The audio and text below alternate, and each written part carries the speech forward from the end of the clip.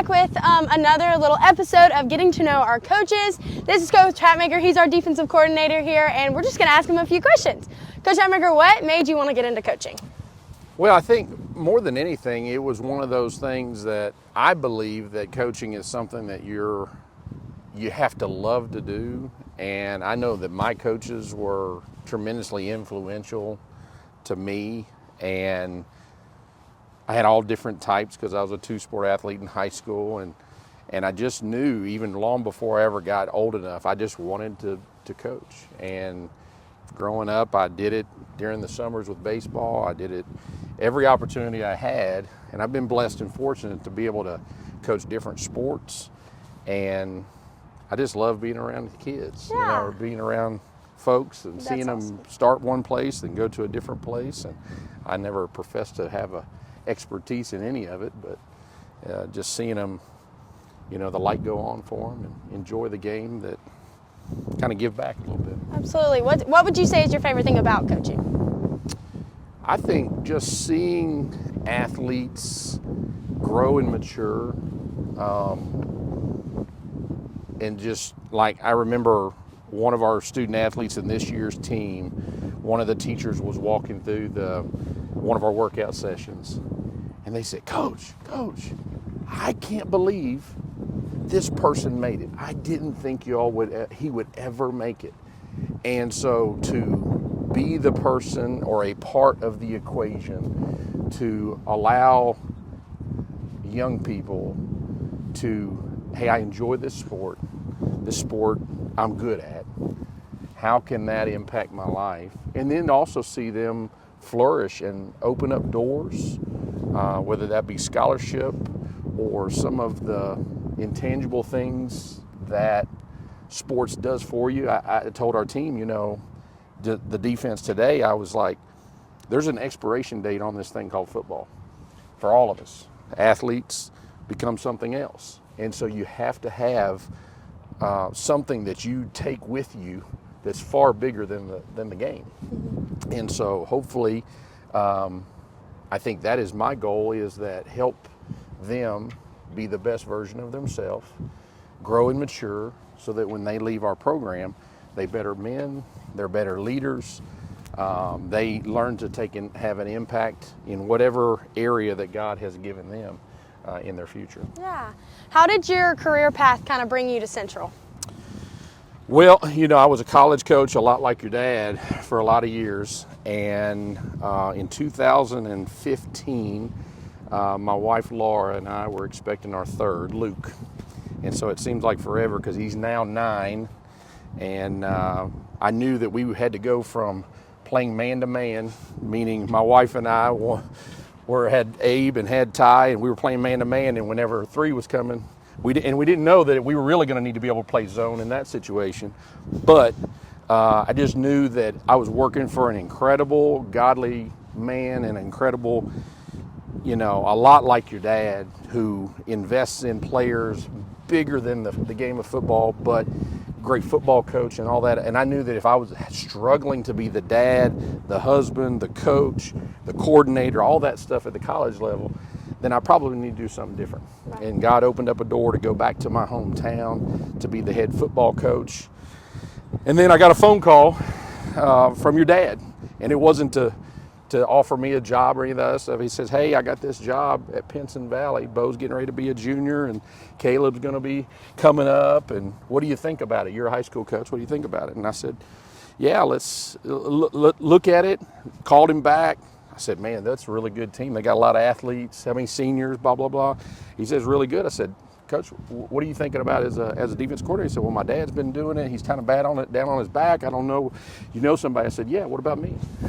And then it just kind of went from there. And we'd been friends, and I remember whenever you were little, and, and so we went down and visited and just felt like it was the right move. And so we spent 3 great years there. And then then I got a phone call to go back into college, and I had a decision.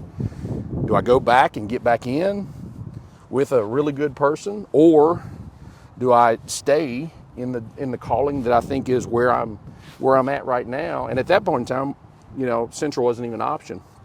And so I turned down that opportunity to go back into college. And probably a week later or so, he brings me in the office and said, hey, they called me about the Central job. And we had already played against those guys in 7-on-7 and knew what kind of talent and didn't know anything about the rich history and all that stuff, but just knew that it was a special place. And we came and we visited and we met people and we just said, man, this is God's calling, and so let's go. And so it's been an incredible ride. And yeah, I love that. You've mentioned it a little bit, but how do you incorporate your faith in your coaching? I think more than anything, I think you have to be real with yourself, and if you're fake at any point, your players know that.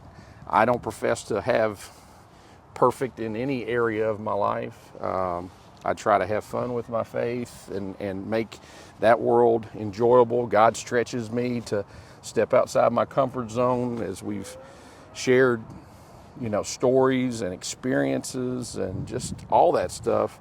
And then have an opportunity to take our guys to church and enjoy each other in worship and see guys get baptized and, God calling you to spend some more time with this young man because he needs a father figure. And I understand that because my dad really wasn't around. And part of the reason why I gravitated towards athletics and wanted to please my coaches and all that kind of stuff. And so I just,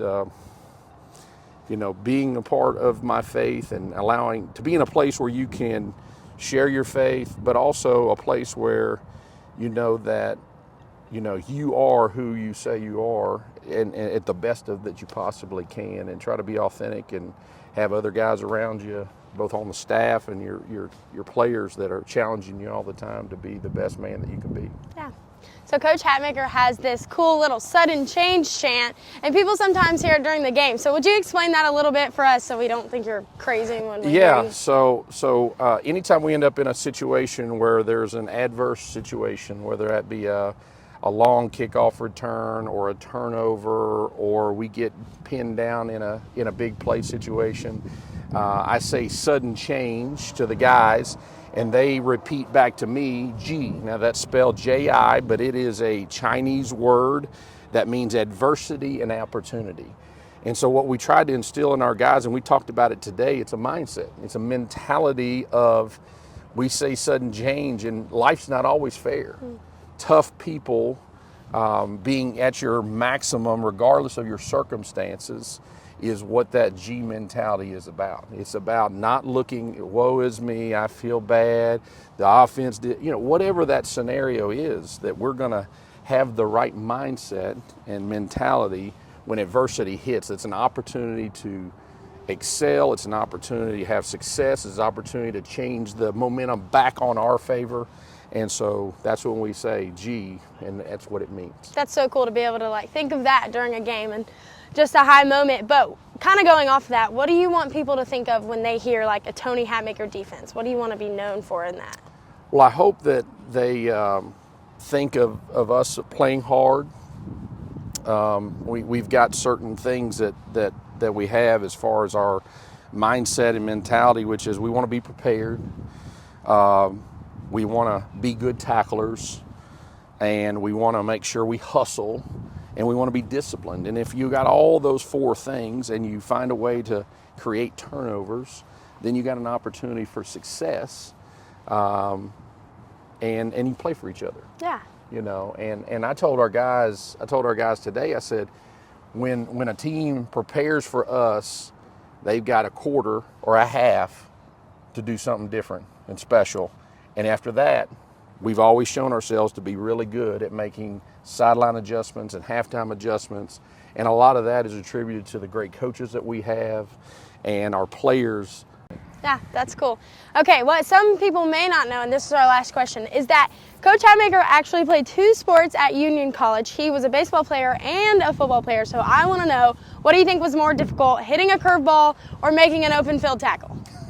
Depends on who you're trying to tackle. That's awesome. Well, that's all for getting to know Coach Hatmaker. We'll see y'all next time interviewing another coach.